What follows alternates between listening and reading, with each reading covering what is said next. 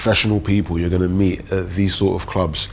It's very, very good. So this is the point where you really want to have your relationship building skills, your identity really, really, really honed down.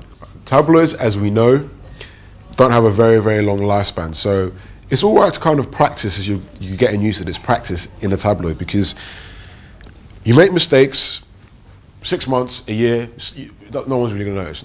No one's there.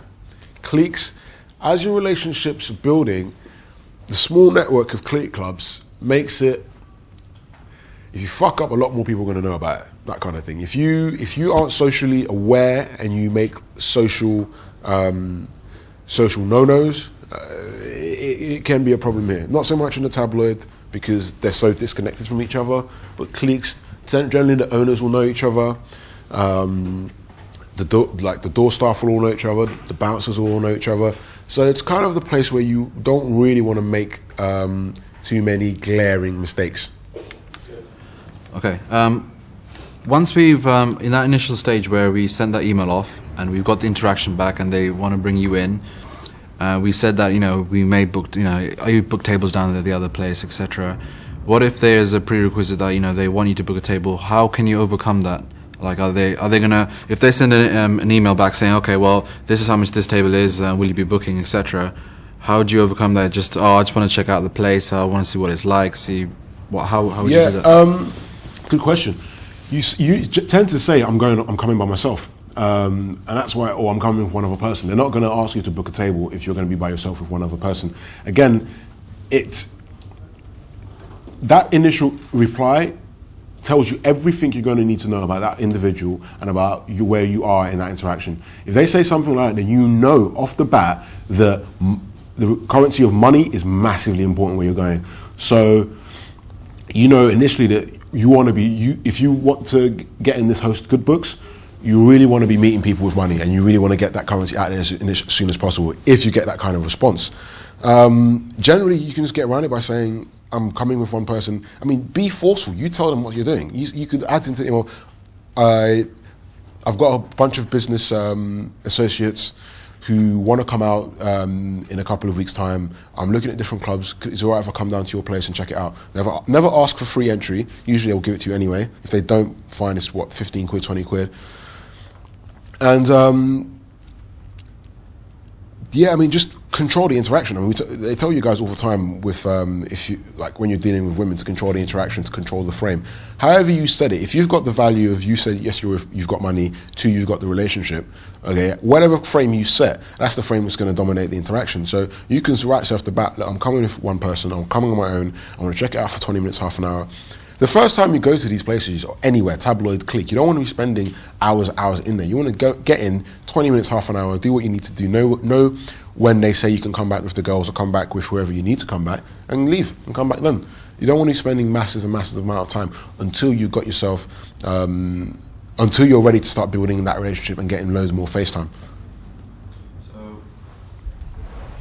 So if it comes to the point where you're entering into the club, whatever, be it tabloids or the Sikhs, you're going there for the first half an hour, etc. You're building rapport with the bar staff and etc. The doorman, the bouncer, whatever it may be, and you're initializing yourself and say, well, where would you take that next? Like, because you've been in there half an hour, you built the relationship. What would your next steps be from there on? You build a relationship with all the staff, right? Yeah. The next step, the first time you go, you speak to the okay. Your next step, the first time you go, you speak to the host or the promoter, whoever it is, and you say, thank you for putting me on your list. If it's a promoter, thank you for putting me on your list. By the way, I've got a few girls who want to come out next week, is that all right? Or come out in 2 weeks, okay, whenever it is that all right? Even if you haven't got a date, is it all right if I bring some girls out? Like every now and again, I've got a heap of girls, they're really hot, they like to come out, they like to party. Is it cool if I bring them out and put them on your table? He'll tell you if it is or not. If he's not, there's 7, 8 other clubs to go try it at. Clique clubs, it's kind of different. You want to just say, thanks for inviting me, club's really cool, great.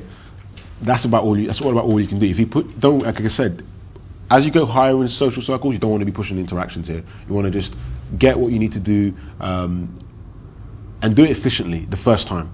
Then the more often you go when you want to go when you actually want to go. Do you know what I mean? If you don't enjoy these places, you don't want to go for 2 weeks, you're tired that night, fine, don't go. Like, you've got to be on the vibe. But understand that momentum is very important, that the more momentum you build in these places, the better it works for you.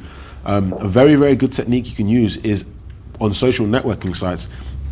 If I walked to a clique club and I said to the guy, hi, can I come into your club? They'll just be like, who are you? If I walked to a clique club and I said, hey, I own the luxury watch shop across the road. I just wanted to check your place out because it's nearby. Immediately you're putting yourself in the category of people that come into that venue, okay? What you can do, and you can find on a lot of social networking sites, is groups that are free to join. That, like, it's things like lovers of luxury, yacht lovers, other clique clubs have groups they can join that are free. When you join all these different groups, I mean, I use Facebook as a good example. When you join these different groups and you initially contact that host is going to check your profile out and he's going to see the things you're interested in.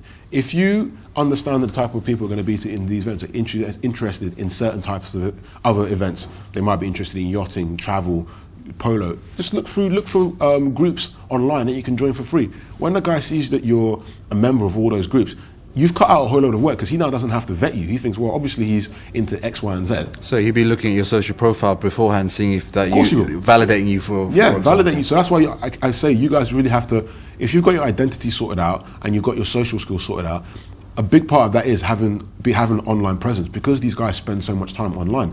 So have pictures of you having fun, have pictures of you in exotic places, have pictures of you of the girls that you meet, doing things that you love, things about your passion. Have all those pictures up online, and put yourself in a good light.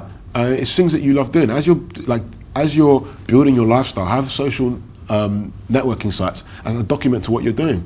Now, when the guy, girl, whoever it is, the host, the first thing they're going to do is, wherever you contact them from, they're going to initially look at your profile. If you have a job in the city, or if you work as a trader, email them from your work account. They're going to check online and see, oh shit, the guy's a trader. Great. I know traders have a lot of money. It depends. Do you know what I mean? If that's not your job, or if you've got a job that may be attractive, like if you work at News of the World, even if you're like a stockroom boy, if your email says at News of the World and you want to go to a tabloid club, send an email from your work email, because they're going to see that you work for publicity. It doesn't matter what you do. They're going to initially get interested, and it's going to spark their interest. All you need is your foot through the door. Once you get your foot through the door, they're not going to remember how they met you. They meet so many people. Then you start building a relationship. Once you've got a relationship, no one remembers. So going back to this, for example, once you've set up your identity and it's very strong, and you send the email off, and they've invited you over, you've gone through the club, and I don't know, maybe an hour or half an hour, whatever, you've gone around in the clique club, that is, and you've just met people, and you have your interactions and kept it very social, very strict. And then say, let's, for example, you go to the host and on your exit, and you say, thank you for letting me, coming in, etc. It's been great. Would you just leave an exit remark saying that, I'm going to come maybe next week, maybe I'll get in contact with you, I'm going to bring a few extra friends or whatever? How would you get back into that club again after the first initial? Same thing, at the end, like you say, an exit remark is fine. Probably best to say at the end, thanks, I might come down in a couple of weeks' time. Is it all right to email you? What's the best way to stay in contact with you? Are you a phone person? Are you email? Some people don't do phones. A lot of people are very, very busy, don't answer their phone. So you could have their phone number and say, well, look, best way to get hold of me is contact me by email. I'm an email person. I always say to people, look, don't phone me. I'm very busy. It's really hard to get hold of me on the phone. Email me. And it's not because I'm being rude. I see phone, and a lot of hosts will do the same. I'll see a phone number, because he won't have saved your number by now. So he's not going to know who the number is. Like I said, these guys have celebrities phoning them. They've got business people phoning them. Their clients who are spending tens of thousands a week phoning them. They're going to prioritize who they speak to. So email, they can answer it whenever they like. So yeah, exit with that. And then again, send another email saying thank you for bringing me down. I'm going to come down again on this day. These are the people I'm bringing. Is that okay? Always be very polite. Mum taught you manners, right? So use them, do you know? Always be very, very, very polite. It goes a long way. It's very appreciated. And as the relationship goes on, then do things like send them emails of things they're interested in. You had a conversation about ultimate fighting. It's one thing. Virtually every guy you meet these days is into ultimate fighting. I love this stuff. If you want to talk, if you saw the fight, say, oh mate, did you see the fight? you guys, I mean, most of you guys work, right? And you have office banter going around on the emails. Include them on some of the email banter and the CCs. You might have an interesting topic you're talking about. Include them. But that depends on obviously what you've spoken about and what level you've got to them and what commonalities you're building out of them. But it's just, if you act like their friend, they'll become your friend. You know, if you do it in a needy way, it can push them away. Anybody else?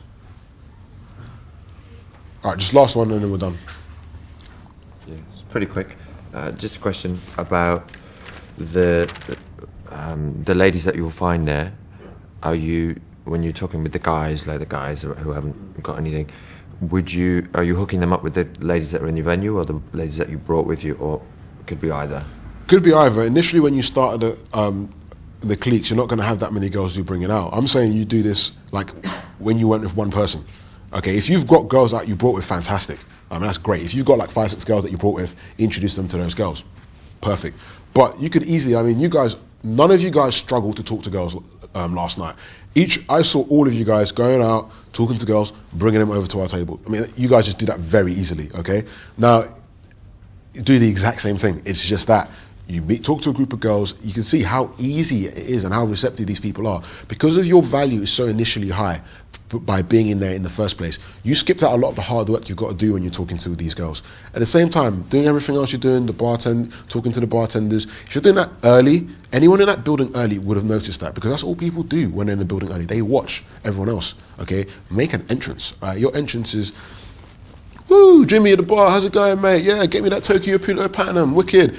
Like, straight away, you've made an entrance. People are going to be like, great, whoa, this guy's so comfortable. He treat it like your home. Like, just treat it like it's your own place. How you act in your house. I mean, don't mean like sit there in your boxes, kick off your shoes and nonsense like that, but how you comfortable you are in your own house. That's how you behave in the club. And when you behave like that, people just notice it instantly. And so talk to girls that you meet there, girls anywhere. If you bring girls in, great. If you meet girls there, talk to them and invite them back. Okay, wicked. And you have to be quick, go on. Yeah, just about the dress code. What do you notice about the dress codes that are in there? And smarter the better. Like, be smart. Dress for the cameras. Imagine they're going to take photographs of you and it's going to be all over the world. Like, that's the mentality you have to have. Imagine there's going to be pictures of you on the internet. Like, you want to put your best foot forward. You want to look very, very good. Because rich people and people that go to these venues, they've got so many differentiated styles in fashion. Saying things like no trainers doesn't really fit, because a lot of guys like we mentioned Kanye West, he's got a very intriguing style, but he wears trainers, he wears some sports clothes, but he still looks very fashionable. So whatever your identity is, whatever your fashion sense is, as long as you look good, okay? Whether it's maybe with trainers, or you've got like a sports jacket to go with it. I mean, things like Ed Hardy, Christian, they look a little bit less. They're not as smart as a casual shirt, but it's high fashion. Do you know what I mean? So as long as you're looking good, smarter the better. But if you can pull off a kind of casual look, do it.